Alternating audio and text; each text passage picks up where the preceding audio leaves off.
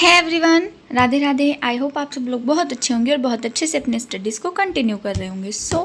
जैसा कि मैंने अपने शॉर्ट वीडियो में बताया था कि मैं रीजनिंग बुक जो पीयूष वर्षन है सर की है, जो बहुत फेमस बुक है ना। और कहते हैं कि without pen and paper solve, मतलब सर का डायलॉग है कि देखो विथ पीयूष वर्षन है solve without pen and paper. तो देखते हैं कि क्या सच में ये है वर्थ इट जो ये बुक है। ठीक है, पीवी पब्लिकेशन की बुक है। यूज़फुल किस चीज़ के लिए? सीसेट जो यूपीएससी का आता है, SSC exams, railway police exams, bank state exams and NTSC ATC. ठीक है, तो ये जो रीजनिंग जिन जिन मतलब उसमें आता है एग्ज़ाम्स में, उसके लिए। तो देखते हैं कि यूज़फुल है या नहीं। टाइम ना वेस्ट करते हुए हम चलते हैं बुक पर। मैं आपको बता दूँ स्टार्टिंग में ये, ठीक है, पीयूष वर्षने सर। आई होप आप लोग अगर कॉम्पिटिटिव एग्ज़ाम्स के फील्ड में है। इसका प्राइस ₹690 दिखाई दे रहा है, बट ये इतने की नहीं है। हाँ, ये 500 प्लस की तो है। मैंने ऑनलाइन परचेज़ की है बिकॉज़ मैं ऑफ़लाइन मार्केट में देखती भी नहीं हूँ और मुझे यहाँ मिलती भी नहीं है, तो मैं ऑनलाइन ही परचेज़ करती हूँ। ये रही विषय सूची, आई मीन इंडेक्स, कॉन्टेक्स्ट, और ये रहे टॉपिक्स जो सर ने इसमें कवर किए हैं। ठीक है, नॉन वर्बल और वर्बल में।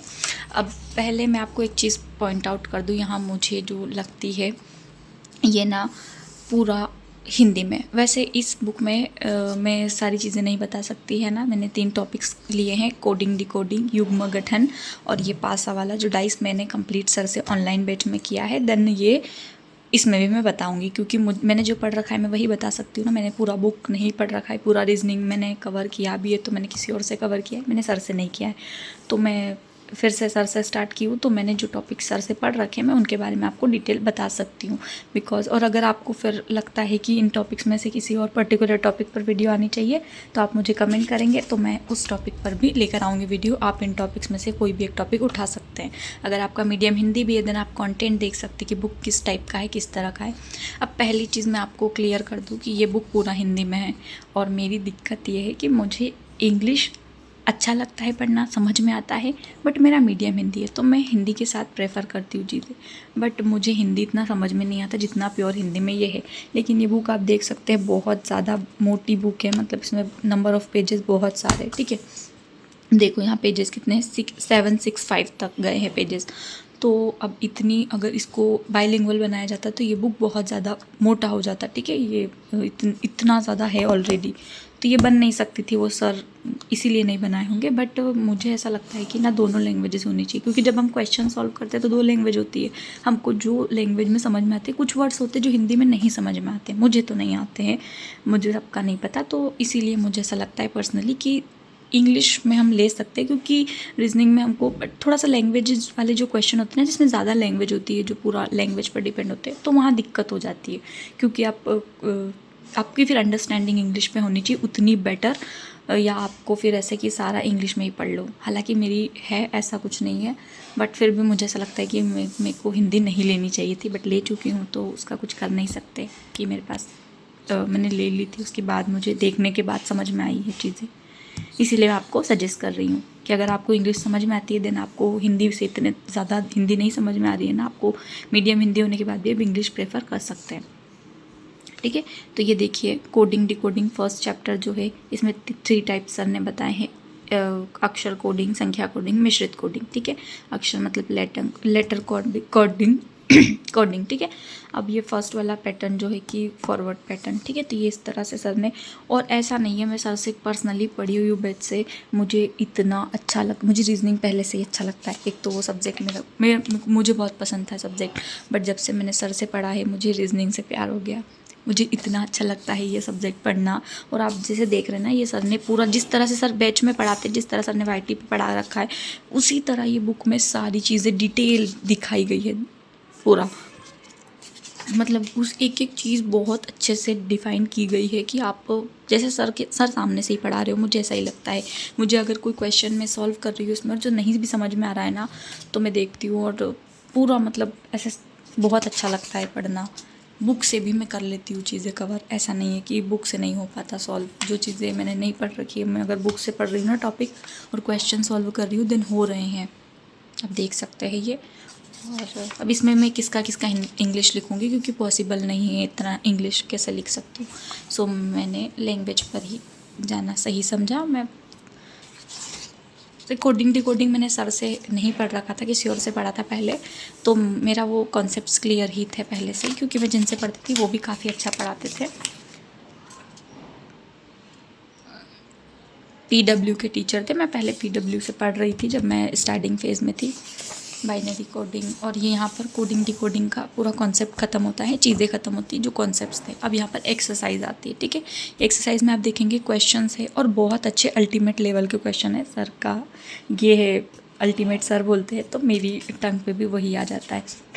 तो क्वेश्चंस जो है वो बहुत अच्छे हैं सच में, मतलब ऐसे कि लगता है कि आपने कोई चीज़, और आप फंसते हो, ऐसा नहीं आपके कॉन्सेप्ट्स पूरे क्लियर होने के बाद भी, मैं इस चैप्टर को कितनी बार पढ़ चुकी हूँ लेकिन मैं फंस जाती हूँ। तो समझ में आता है जब क्वेश्चंस का लेवल बहुत अच्छा होता है ना, तब आपको समझ में आती है चीज़ें। एंड बहुत अच्छा लेवल है इन क्वेश्चंस का, मुझे पर्सनली बहुत अच्छा लगा। और अगर आप रीजनिंग किसी भी फील्ड में हैं, आप कॉम्पिटिटिव में हैं, मतलब स्टडीज़ में कुछ भी कर रहे हो, आपको रीजनिंग की नीड है, तो आप इस बुक को मतलब ऐसा आँख बंद करके ले सकते हैं, क्योंकि इस बुक को मैंने पर्सनली, मुझे ये बहुत पसंद आई है। मैं इतना खुश किसी बुक के लिए होती नहीं हूँ बिकॉज मेरे पास ऑप्शंस होते, बट नहीं, मुझे सर की बुक सच में बहुत अच्छी लगी। मैंने रीजनिंग कभी प्रेफर किया नहीं है किसी और का, इसीलिए शायद। और ये उसके सॉल्यूशंस है एकदम एक्सप्लेनेशन के साथ, बहुत डिटेल में ये सॉल्यूशंस। एंड अब है बेस्ट ऑफ PYQs की, सर ने ये चीज़ें करवा दी। उसके बाद जो PYQs होते हैं ना, वो है जो बेस्ट वाले हैं, ठीक है। तो ये CGL के हैं, CHSL के हैं, ठीक है, CPO के, CHSL, GDS, CPO, सारी एग्ज़ाम्स के जो बेस्ट ऑफ है, ठीक है, जिसमें आप कंफ्यूज हो सकते हो, जो आपको मतलब कंफ्यूज कर सकते हैं, उस टाइप के 65 क्वेश्चन है, ठीक है। यहाँ पर वो प्रैक्टिस क्वेश्चन गए, उसके बाद ये PYQs है, ठीक है। वो कितने थे, एक सेकेंड वो बता देती हूँ मैं। वो थे 19, क्या है, 196, 192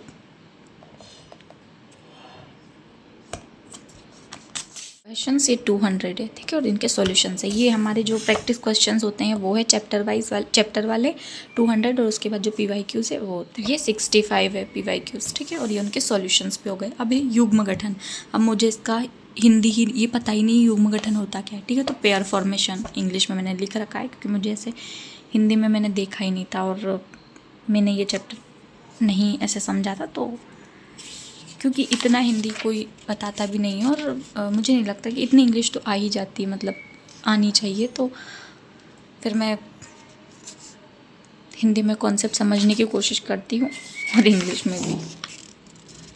देख सकते हैं ये चैप्टर में मैंने कुछ सॉल्व नहीं किया है, तो मैंने इसमें कोई टिक मार्क भी नहीं किया है, बट हाँ, चीज़ें आप बुक से पढ़ते हो समझ में आते। 30 क्वेश्चन दिए गए, छोटा सा कॉन्सेप्ट है, छोटा सा चैप्टर है, इसमें कुछ ज़्यादा है नहीं, तो सर ने वैसे कुछ, और ये सॉल्यूशंस है उसके, 30 क्वेश्चंस के सॉल्यूशंस है। इसमें कोई PYQs वगैरह नहीं है। ये एक ऐसा चैप्टर है जिस पर आपकी अंडरस्टैंडिंग होनी चाहिए, जो सपोर्ट करता है चैप्टर्स को आगे वाले, है ना। तो उस टाइप का चैप्टर है, इसमें PYQs वगैरह कुछ नहीं है। ये सर ने बता दिए हैं कि ये आया होगा CGL में, ये उसी में सर ने इंक्लूड कर दिया है, ठीक है, प्रैक्टिस क्वेश्चंस में। सो अब आते हैं हम नेक्स्ट चैप्टर पर, जो कि है 13 एंड पासा, ठीक है। हम पासा यानी कि डाइस, है ना, मैंने इसका लिख नहीं रखा है, बट डाइस को बता दूं मैं।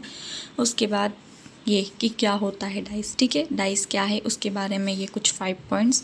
और इस जो चैप्टर है, ये जो 13 चैप्टर है, उसमें आप क्या क्या पढ़ेंगे, तो ये 5 टाइप के क्वेश्चंस जो पूछे जाते हैं इस एग्ज़ाम में, कि जब केवल एक ही पासे की स्थिति दी जाती है, यानी एक टाइप का फिगर दिया जाता है, एक, है ना, फिर पासे की केवल 2 स्थितियाँ हो, है ना, फिर 2 से ज़्यादा दे गए हों फिगर्स, फिर जब आप पासे को खोलकर ओपन फिगर क्वेश्चंस जिन्हें बोलते हैं, और फिर भाषा पर आधारित प्रश्न यानी लैंग्वेज बेस्ड जो क्वेश्चन होते हैं, वो तो इस 5 तरह के ही क्वेश्चन इस चैप्टर से बनते हैं।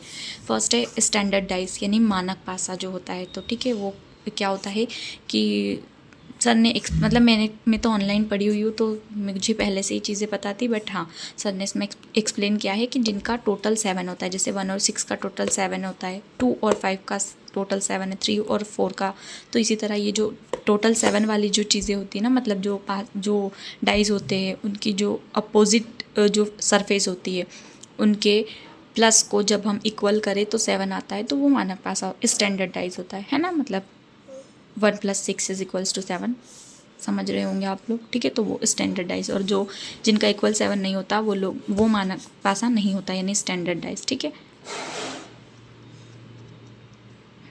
और देखिए जैसे अब ये एक स्टैंडर्डाइज नहीं है, ये जनरलाइज है, बिकॉज ये जो है ना, ये दोनों सरफेस एक साथ है, जबकि ऐसा नहीं होता। ना ही दोनों सतह एक साथ दिखाई दे सकती है और ना ही छिप सकती है, यानी दो में से कोई एक तो दिखेगा। यानी 1 और 6 का प्लस जो है वो 7 होता है ना, तो इन दोनों में से कोई एक यहाँ दिखेगा और एक छिप जाएगा, क्योंकि दोनों नहीं दिखती है। 2 और 5 में से कुछ एक दिखेगा और छिप जाएगा, 3 और 4 में से कुछ एक दिखेगा और छिप जाएगा। बट यहाँ पर जो है वो 4 और 3 दोनों दिख रहे हैं, मतलब ये एक जनरलाइज है, ठीक है। और ऐसा नहीं है कि स्टैंडर्डाइज ही होते, जनरलाइज भी बहुत होते हैं, है ना, ऐसे बनते हैं, मतलब बन जाते हैं। ये कंपनी से भी कुछ हो सकता है कि उनका फॉल्ट रहा हो या जो भी, लेकिन हर डाइज जो है वो स्टैंडर्डाइज नहीं होता है, ठीक है। और आपको पता है मेरी जो छोटी सिस्टर है वो 7th क्लास में है, और ये कॉन्सेप्ट में जो पढ़ रही थी ना, मैंने डाइस पढ़ रही थी, और तब वो मेरे पास आई और पूछ रही थी, उसको इंटरेस्ट होता है कि क्या पढ़ रही हो, क्या, ऐसे मैं बता रही थी। उस बच्ची को भी मैंने समझाया ना, स्टैंडर्ड, जनरल डाइस और डाइस के कॉन्सेप्ट जो नॉर्मली वो समझ सकती थी, उसको भी समझ में आई है सर की क्लासेस। आप सोच सकते हैं 13 साल की है वो, देखिए। और केस किस तरह से सर ने ये जो पेन का यूज़ किया ना, ये मुझे अच्छा लगता है। केस फर्स्ट, केस सेकंड, ये जो पेन का यूज़ होता है ना, मुझे थोड़ा सा ऐसा कि पढ़ने में बहुत अच्छा लगता है। ऐसे कलरफुल यूज़ हो जाते हैं, जैसे पूरा ब्लैक ब्लैक होता है तो मुझे इच्छा नहीं होती। थोड़ा ये जैसे वन कॉमन ट्रिक है ना।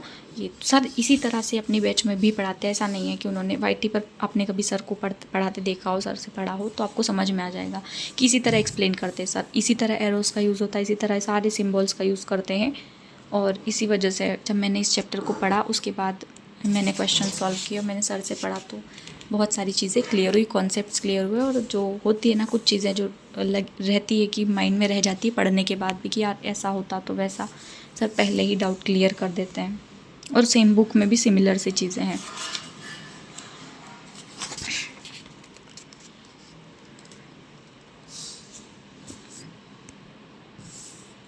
देख सकते हैं आप लोग, ठीक है। और यहाँ पर ये कॉन्सेप्ट सारे जो है वो ख़त्म हो चुके हैं अब, है ना। मतलब क्वेश्चंस भी है, प्रैक्टिस एक्सरसाइज वगैरह सब एग्जांपल्स देकर, सॉल्यूशंस देकर, जिस तरह से कॉन्सेप्ट पूरा क्लियर। अब यहाँ एक्सरसाइज आती है, ठीक है। और एक्सरसाइज देखिए मैंने भर रखा है, क्योंकि मुझे ये चैप्टर बहुत पसंद है, मतलब मुझे अच्छा लगता है तो इसलिए। और फिर मैं इतना करके छोड़ चुकी थी, ये करने हैं मुझे, ठीक है। और ये मैंने बुक से ही पढ़ के किए थे, मतलब ऐसा नहीं है कि आप पढ़ रहे हैं ऑनलाइन वाईटी से, तब बुक में चीज़ें आपको कॉन्सेप्ट अगर क्लियर होते हैं तो वो बेस्ट बुक होती है। मतलब हमने उससे पढ़ा और उसके क्वेश्चन हम सॉल्व कर पा रहे हैं, तो ये बहुत अच्छी बात होती है। वरना ऑनलाइन पढ़ रहे हैं, वाईटी से पढ़ रहे हैं और फिर सॉल्व कर रहे हैं, तो मतलब बुक लेने का सेंस क्या है। फिर हम PYQs ही ले सकते थे ना, बट नहीं, आपको कॉन्सेप्ट अगर क्लियर होते हैं देन वो बुक अच्छी है, इन माय ओपिनियन। ये मेरा पर्सनल सजेशन है कि अगर मेरे कुछ चीज़ें समझ में आ रही ना बुक से, मैं सॉल्व कर पा रही हूँ कोई चीज़ को बुक से पढ़ के ही, तो मेरे लिए वो बुक अच्छी होती है।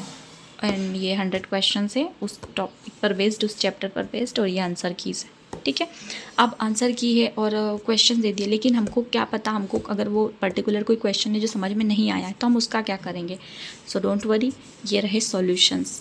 और मैं, ऐसा नहीं है कि मैं सिर्फ पढ़ के सॉल्व किया मुझे सारे आ गए, नहीं, मैंने फिर देखे कि मेरा कहाँ मिस्टेक है, या मैं कौन सा कॉन्सेप्ट ऐसा मुझे कुछ मिसअंडरस्टैंडिंग हो रही, जो कॉन्सेप्चुअल मिसअंडरस्टैंडिंग होती है वो वाली, तो मैं वहाँ पर देख रही हूँ कि यार मेरा कुछ, मैंने जो लॉजिक लगाया क्या वो गलत है। फिर ऐसा हुआ भी कि कुछ लॉजिक्स जो मुझे क्लियर नहीं हो रहे थे, मुझे कहीं डाउट हो रहा था, देन मैं यहाँ पर आई, मैंने सॉल्यूशन देखा, उसके बाद फिर मैंने वापस से अपनी जो मिस्टेक्स थी उनको की सुधारी, और मैंने देखा कि हाँ मैं सही कर रही हूँ या नहीं कर रही हूँ, ऐसे। तो सॉल्यूशंस तो होना बहुत इंपॉर्टेंट है, एंड बहुत इजी वे में है, मैं ये कह रही हूँ। होते सारे बुक में होंगे, होते ही हैं, बट जो एक होता है ना एक्सप्लेनेशन का तरीका, इट्स वेरी गुड। 100 ये जो है सॉल्यूशंस दिए हुए हैं, 100 क्वेश्चंस थे। अब और भी बेस्ट ऑफ PYQs है, क्योंकि ये एक बहुत अच्छा टॉपिक है और इम्पॉर्टेंट भी है, ठीक है। डाइस से क्वेश्चंस आते, PYQs ज़्यादा हैं इसके, तो सर ने दिए हुए हैं CGL, GD, CPO, ठीक है, सबके आप देख सकते हैं। ये जो भी PYQs में जो भी सारे इंक्लूड हो जाते हैं, ऐसा नहीं कि CGL CPO ऐसा नहीं है, सारे जो भी आती है SSC एग्ज़ाम्स के तो इंक्लूड हैं ही, ठीक है।